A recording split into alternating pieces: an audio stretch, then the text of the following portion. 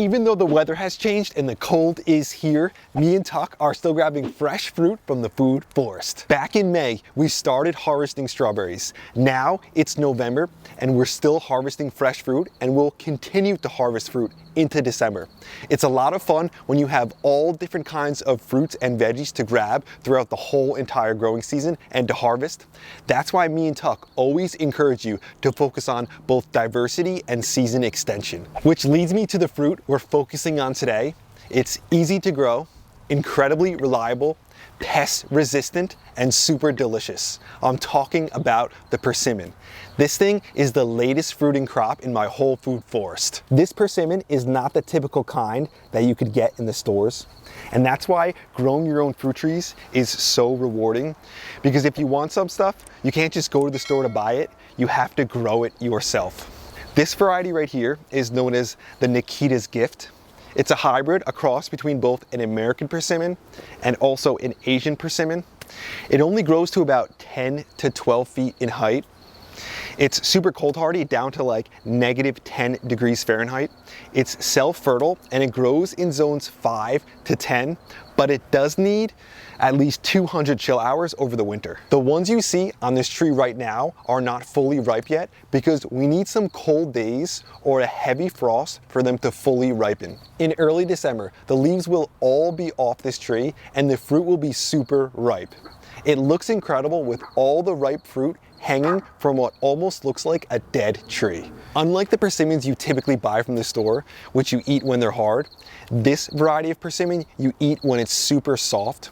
It gets this jelly-like consistency when it's ripe, and the flavor, it's as sweet as honey.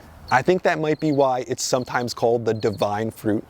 You won't really find these in stores though, because one, they don't store well, and also they don't ship well because when they ripen, these things get really, really soft. There are two main types of persimmons, and the one you should be growing is dependent upon your particular climate. The first one is the American persimmon, often known as the astringent persimmon. This is the one that has to get super soft before you eat it, like I just showed you. These have high levels of tannins in them, so if you try to eat them before they're ripe, it'll give you that chalky feeling in your mouth, which is known as astringency. The American persimmons will grow wild in the woods in North America, so you may have seen them before, and you might have tried to pick one up and eat it before it was completely ripe, and you probably know what astringency is then. It really dries your mouth out. It's kind of an odd feeling. The aronia bush does the same kind of thing if you try to eat those fresh. When it comes to those persimmons, what they need is cold weather to break down the tannins, and that's what allows them to get sweeter and softer. Or if you want to speed up ripening, what you can do is grab some of your persimmons and put them in a container with either an apple or a banana. The ethylene gas in those will release, and that will help actually ripen your persimmons instead of having to wait for the cold weather to do it. If you do it like this, it's good because you could like extend your season from when the persimmons are actually ripe. This way you're not like overloaded with all of the persimmons ripening at the same exact time. The typical American persimmon tree will grow like 30 to 50 feet in height. The things get absolutely massive. That's one of the reasons I love my hybrid tree. It stays relatively compact, and the fruit on this hybrid tree are bigger than the typical American persimmons. Me and Tuck want to take a second to mention that we are working in tandem with Vego Garden to design a completely new raised bed. This thing is going to be an absolute game changer, and we're so excited about it. Tuck's over here letting me know he's pretty excited about it as well. So this thing is going to make it so more people can grow their own food at home, and we can't wait till it comes out. It's not going to be a long period of time, so stay tuned for the new game-changing raised bed. On the other hand, if you live in a warmer region, you could grow the Asian persimmon. This one does well in zones 7 to 10. And you could eat these when they're firm, like an apple. They're juicy, they're crisp, they have a nice sweet flavor, and they don't have that chalky aftertaste. They're also the type that you'll commonly find in stores. The Fuyu variety tends to be the most popular of the Asian ones, and those are the ones that are most widely grown. Asian persimmons like hot summers, and if you try to grow them in colder regions, then they can retain a little bit of that astringency. The Asian persimmon is going to be smaller than your American ones. Typically, they only get like 15 to 20 feet in height, and they only need about 100 chill hours, which is a good thing. Another thing is that they're hardy down to about 0 degrees Fahrenheit when they're fully dormant. They're a great choice, especially for smaller locations, because they tend to bear more fruit than the American ones do. So you could get a lot of fruit in a small amount of space with the Asian persimmon. Persimmon trees tend to be one of my favorite fruit trees to grow. They're low maintenance, reliable, and if you live in a cool region, you won't have to worry about a late frost killing off the flowers in this tree because they flower so late in the spring. This is the last fruit tree to bloom in my whole garden. Persimmon trees don't need much fertilizer either. Just a thick organic mulch will grow a long way, and it will provide the tree with enough of the necessary nitrogen in order to grow while also conserving water. I planted this persimmon tree 7 years ago, and since I've planted it, I've never actually fertilized it one time, and look how much fruit this thing is still pumping out. When it comes to pruning persimmons, it's easy because you only have to give them a light pruning to encourage new growth, or if you want, you could prune it back harder to keep your tree smaller. Persimmons typically like growing in a shape known as a central leader, where they'll have one main trunk, as you see, coming up, and then off that, your side branches start to grow. An important thing is to make sure that you train your trees to wide branch angles, like this one you see right here. You want to have wide branch angles at least 60 degrees or more. This one's pretty good, and then this one over here is almost like 90 degrees.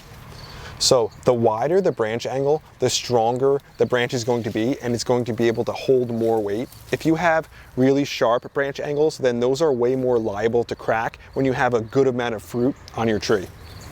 Another thing you want to know is that persimmon trees flower and fruit on current season's growth. So this right here, this branch from right here, it grew in the spring and then came out and produced flowers and now fruit on this new growth here. Because of that, you want to make sure you're going through sometimes and removing some of those older branches to allow new branches to come in. That's where the fruit will be. Or you could even head back some of your older branches. Like last year, I cut this branch right here, you'll notice. And then that encouraged more lateral growth, as you can see over here, with fruit on it.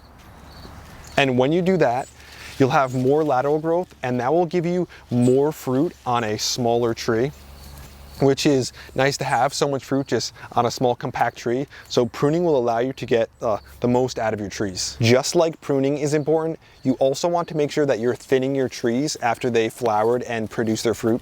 You'll notice this tree is absolutely loaded with fruit, and I came by in the spring and have already thinned this out. If you don't thin your trees and you allow them to overproduce, there can be some adverse effects. The first one is that if you leave all the fruit on here and you don't have good branch angles, then some of your branches are liable to just break, and that will obviously damage the tree.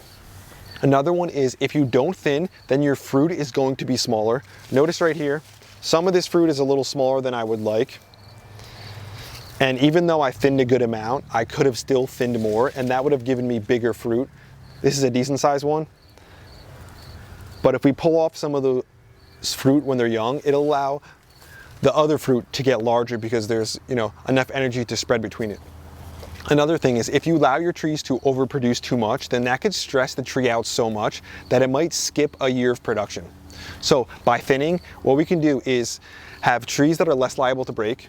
We'll get larger fruit, and our trees won't get stressed and skip a year of production. With young trees, sometimes they'll drop the fruit just because they're like younger trees getting used to it. But if you have an older tree and it starts dropping its fruit a lot, that's a good sign that you're allowing it to overproduce and it's just bearing too much weight. Another great thing about growing persimmons is they're relatively pest and disease free. They got these thick, waxy leaves, which seems like the pests do not like. One thing that could be an issue for you if you live in the South is persimmon wilt, but you could just plant varieties that are resistant to that kind of wilt. Compared to something like an apple tree, growing persimmon trees is like a walk in the park, and you don't have to sacrifice flavor for ease because these things taste incredible. One of my favorite things about growing persimmon trees is the fruit is ripe and ready so late in the season. When everything seems to have finished in the garden and has gone to sleep, the persimmon tree comes through with its incredible and impressive array of beauty, and its high level of production.